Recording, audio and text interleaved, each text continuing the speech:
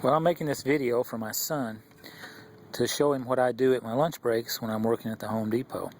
And I want to show you a black locust stave. It's about 64 inches, crooked as a snake with some propeller twist in it.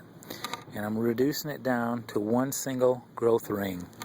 And I want to show a little bit about what I do when I do that. I went around my knots, like that big old honking knot there.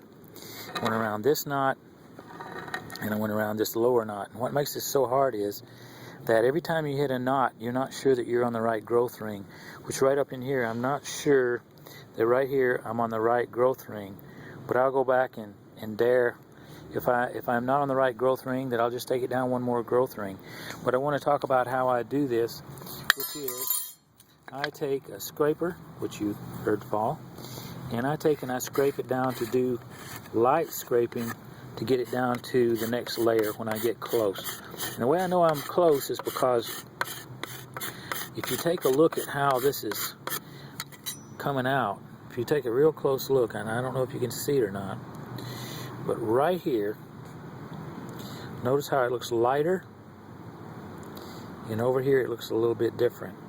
And over here, there is a growth ring that's coming right up through here, comes down into here, and back up through here. So what I do is I take my hatchet, which needs to be pretty razor sharp, and I just start whacking off pieces, and it will raise itself.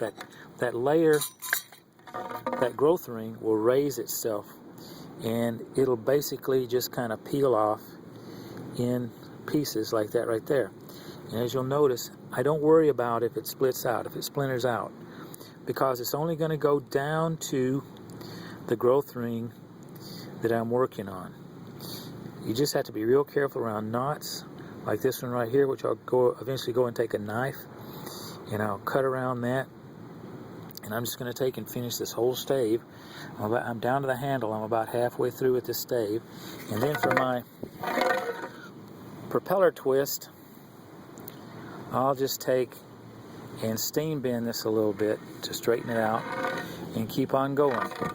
And so if I start bending this thing and it crystals on me, I'll know that I need to go down to the next layer.